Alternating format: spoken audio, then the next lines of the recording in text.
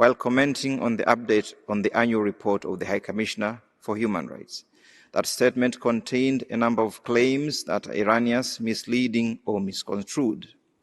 The United Republic of Tanzania fully upholds its obligations under the Constitution, as well under the regional and international human rights instruments to which it is a party.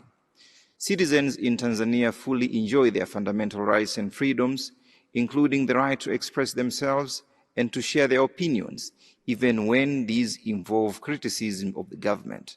We reiterate, Mr. President, as a mature democracy, Tanzania has consistently held regular, peaceful, and orderly elections.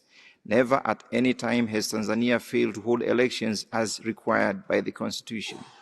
Of course, we are cognizant of the fact that with a population of more than 60 million, it is natural that isolated incidents might occur.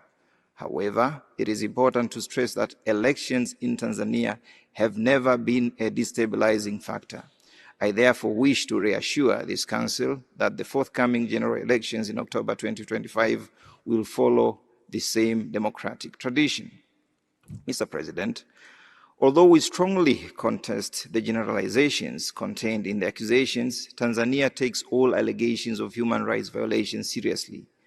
The government has openly committed itself to investigate all such concerns through the competent national institutions, and where violations are established, those responsible will be held accountable.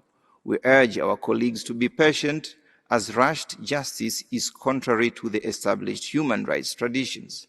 It is equally important to acknowledge the progress achieved over the past years, which is evident in Tanzania's human rights jurisprudence and in its legislative history. The government has taken the progressive measures to advance human rights and democracy, including strengthening free, fair, inclusive, and transparent electoral practices. Our ongoing review of the criminal justice system, efforts to enhance women's empowerment, and the expansion of legal aid to marginalized groups further demonstrate our determination to uphold rule of law, accountability, and human rights protections. Finally, allow me to recall that one of the fundamental pillars of Tanzania's foreign policy is its commitment to multilateralism and international cooperation. As expressly stated in the recently adopted foreign policy, and I quote, Tanzania shall collaborate with the United Nations in pursuit of international economic development, peace, and security.